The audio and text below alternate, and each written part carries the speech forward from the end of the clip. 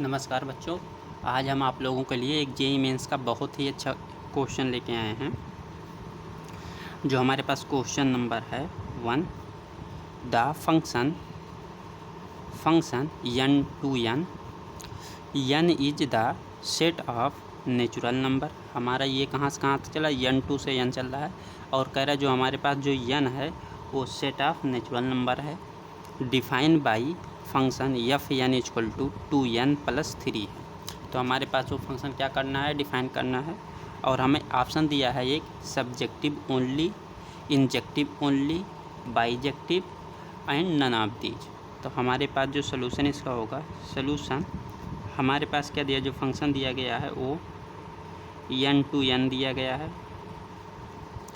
Function है F N equal किसके, 2n+3 के, 2n+3 के। तो ठीक है बच्चों, हम इसको एक ग्राफ के थोड़ा मतलब हम इसको डायरेक्टली बता रहे हैं। ये हमारे पास n हो गया और हमने एक फंक्शन ले लिया यहाँ से, जो हमारे पास ये फंक्शन किसका दिया गया है, n टाइम टू 2n+3 ले लिया। हमने क्या किया, यहाँ इस वैल्यू में हमने 1 यहाँ पुट कर दिया।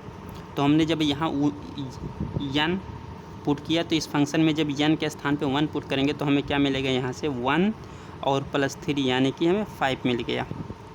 फिर हम इस वैल्यू में क्या किए, इसमें हमने 2 पुट कर दिया। तो हम जब यहाँ से 2 पुट करेंगे तो 2 2 जब 4 हमें क्या मिल गया, 7 मिल गया। तो हमें यहाँ से एक वैल्यू इस पर मिला, हमने यहाँ देखा 7 मिला। हमने इसी तरह के हमने वैल्यू रखा क्या, 3 इसमें पुट किया। तो हमें यहाँ 3 2 जा 6 और 6 3 जा 9, हमें यहाँ 9 मिल गया। तो हमें क्या मिल गया, एक हमारे पास डोमेन से एक यूनिक हमें यहाँ से क्या मिल गया, 1 पे 5 मिला, 5 से 2 मिला, 3 से 9 मिला, हमें एक यूनिक वैल्यू मिल गया। तो हमें जब एक यहाँ से 1 से 5 मिल रहा है, 2 से 7 मिल रहा है, 3 से 9 मिल रहा है बच्चों, तो हमें ये क्या मिल गया, एक यूनिक इमेज इसका मिल रहा है। तो यूनिक जब इमेज मिल रहा है तो हमने इसमें देखा कि हमारा ये जो फंक्शन है ये कैसा है, ये फंक्शन हमारा 1 1 मिल गया। अब हमारा ये फंक्शन अगर 1 1 हो गया तो हम क्या इसमें देखते हैं, क्या ये फंक्शन हमारा ऑनटू भी है। तो बच्चों हमारे पास ये तो 1 1 तो मिल गया, बट हम जब ऑनटू के लिए बात करेंगे तो हमारे पास ये नेचुरल है। ये क्या है, n to n दिया गया। हमारे पास एक कंडीशन क्या दिया गया है, एक कंडीशन दिया गया है कि n2 से n2 मतलब ये जो वैल्यू है इसमें हमारे नेचुरल नंबर 1 2 3 होने चाहिए। तो ये भी होने चाहिए 1 2 3 4 5 ऐसे होने चाहिए मेंबर। तो हमारे पास ये भी होता है कि अगर हमारा जो डोमेन होता है वो रेंज के इक्वल होना चाहिए, रेंज के इक्वल होना चाहिए, बट तब हमारा वो क्या होता है, फंक्शन ऑनटू होता है। और ये कहता है कि हमारे पास इसमें का कोई भी एलिमेंट डोमेन से यूनिक एलिमेंट हो, छूटा ना हो। तो हम देख रहे हैं यहाँ हमारे पास 5 है, तो इस बीच में क्या है, एक 0.6 यहाँ भी है, तो वो 6 इससे छूट गया। अब यहाँ देखो 7 के बाद 8 होता है, 8 भी छूट गया। तो इस वजह से ये जो हमारे पास रेंज है इसका पूरा एलिमेंट जो है वो डोमेन से हमारा एक प्री इमेज नहीं बना रहा है, इसमें कुछ ना कुछ एलिमेंट छूट जा रहे हैं। तो छूट जा रहे हैं, इस वजह से ये हमारा जो फंक्शन है ये हमारा ऑनटू नहीं होगा। तो यानी कि जो हमारे पास इसका ऑनटू होगा वो ये फंक्शन इज नॉट ऑनटू। आप लोगों को बच्चों समझ में आया ऑनटू क्यों हुआ, क्योंकि इसके अंदर हमारा कई वैल्यू ऐसे हैं, पॉइंट जो हैं जो छूट जा रहे हैं, यानी कि सारे वैल्यू एग्जैक्ट मिल नहीं रहे हैं। अगर हमारे पास एग्जैक्ट वैल्यू मिल जाते तो ये हमारा ऑनटू हो जाता, बट ये छूट गए। तो जब छूट गया तो हमारा ये ऑनटू फंक्शन नहीं है। तब ऑनटू फंक्शन नहीं है तो ये फंक्शन क्या होगा, इनटू फंक्शन हो जाएगा। क्यों इनटू फंक्शन होगा, क्योंकि इसका जो कोडोमेन है, कोडोमेन सबसेट है किसके, डोमेन का। जो डोमेन का सबसेट हो जाएगा तो हमारे वैल्यू क्या हो गया, ये इनटू फंक्शन। ये ऑनटू नहीं होगा तो क्या होगा, इनटू फंक्शन होगा, इनटू होगा। और हमारे पास जो फंक्शन है, हमारे पास एफ एन, ये क्या है हो गया। अब अगर हमारे पास ये फंक्शन 1 है एंड इनटू है, अगर हमारा पास फंक्शन जो 1 1 और इनटू होता है, अगर हमारे पास ये फंक्शन क्या है 1 1 है तो इनटू है, तो हम इसे लिख सकते हैं कि जो हमारे पास फंक्शन है एफ ऑफ एन इज क्या लिख सकते हैं, इंजेक्टिव ओनली। तो हमने क्या देखा कि हमारे पास ये फंक्शन 1 तो है बट ये ऑन टू नहीं, क्योंकि इसमें हमारे पास कुछ एलिमेंट मेंबर छूट जा रहे हैं, इसके ऊपर भी नीचे भी छूट जा रहे हैं। हमने आगे चलेंगे, अगर इस वैल्यू में हम 4 रखेंगे तो हमारा कुछ और वैल्यू मिल जाएगा, इसके बीच में फिर एलिमेंट छूट जाएंगे।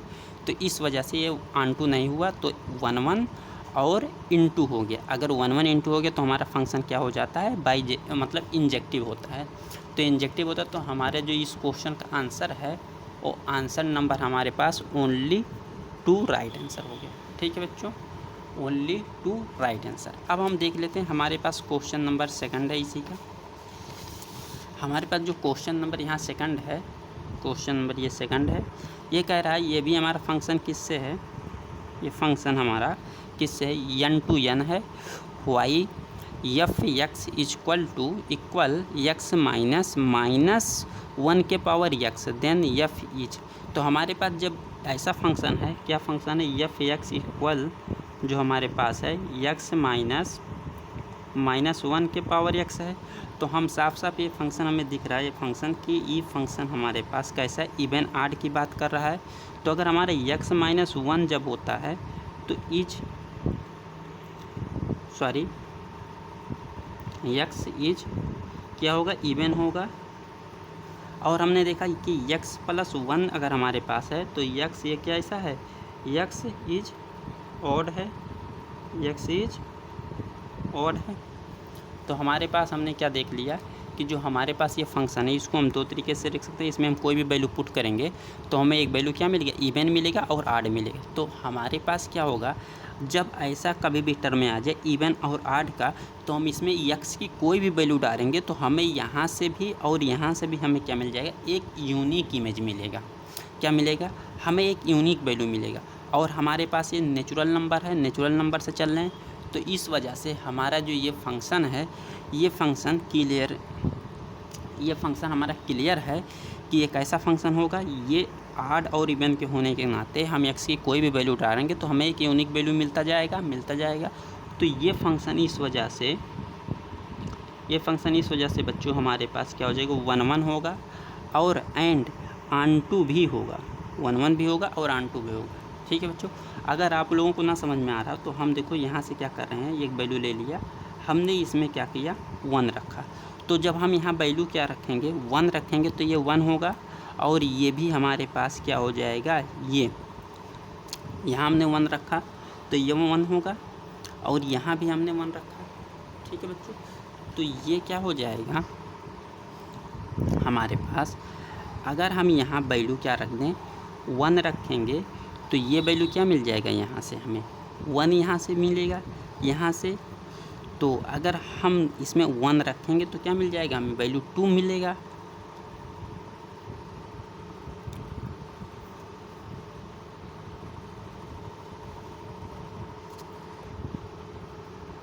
तो हमारे पास बच्चों ये क्या मिल गया, 1 और ऑन टू फंक्शन मिल गया। तो अब हम अपना ऑप्शन देखते हैं।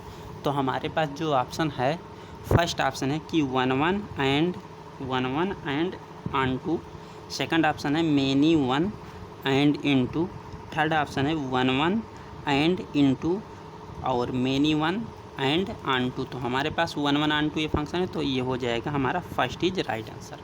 ठीक है बच्चों, आप लोगों को समझ में आया होगा और इसे लाइक करिए, शेयर करिए और सब्सक्राइब करिए।